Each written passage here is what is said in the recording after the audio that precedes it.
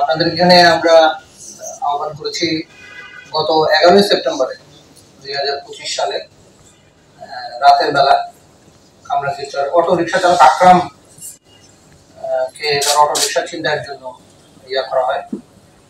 চেষ্টা করা গেলেও বাধা দিয়েছিল।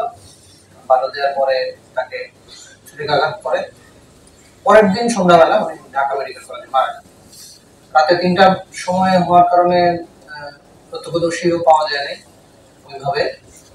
আমরা তথ্য প্রযুক্তির মাধ্যমে এবং বিভিন্ন ভিডিও ফুটেজ দেখে গতকালকে দুজন আসামিকে লিলি বিউটি সোপ, যার অ্যান্টি এজিং গুণ তারুণ্য ধরে রেখে ত্বকে করে উজ্জ্বল, তারুণ্যময় উজ্জ্বল ত্বকের জন্য রিমার্ক গ্রেফতার করতে সক্ষম হয়েছি এবং দুইজনই আদালতে 164 মানে স্বীকারোক্তিমূলক জবানবন্দি প্রদান করেছেন এবং তাদের দেখানোর মতো হত্যাকাণ্ডে ব্যবহৃত ছুরিটা উদ্ধার করা হয়েছে।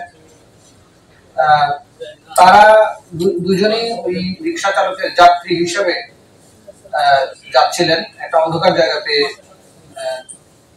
রিক্সা ছিনতাই করার চেষ্টা করার ফলে এই ঘটনা ঘটান এবং তারা যে চাকুটা দেখেন সুইচ গিয়ার নামে পরিচিত, চাকুটা আমরা উদ্ধার করেছি এবং তারা ওই হত্যাকাণ্ডের সময় জড়িত ছিলেন যে কাপড় পরা অবস্থায় ওইটাও আমরা আইডেন্টিফাই করেছি, তো যে কারণে সহজ হয়েছে ধরা। আর তারা পেশাদার অপরাধী দুজন ধরা পড়েছেন। দুজনের নাম হলো মোহাম্মদ জীবন আর মোহাম্মদ আশিক এলাহি।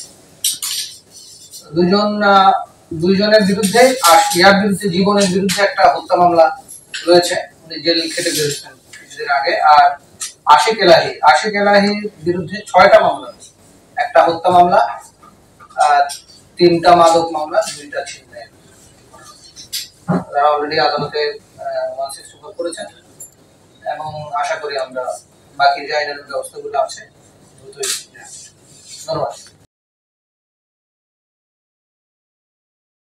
লিলি বিউটি সোপ, যার অ্যান্টি এজিং গুণ তারুণ্য ধরে রেখে ত্বকে করে উজ্জ্বল, তারুণ্যময় উজ্জ্বল ত্বকের জন্য রিমার্ক।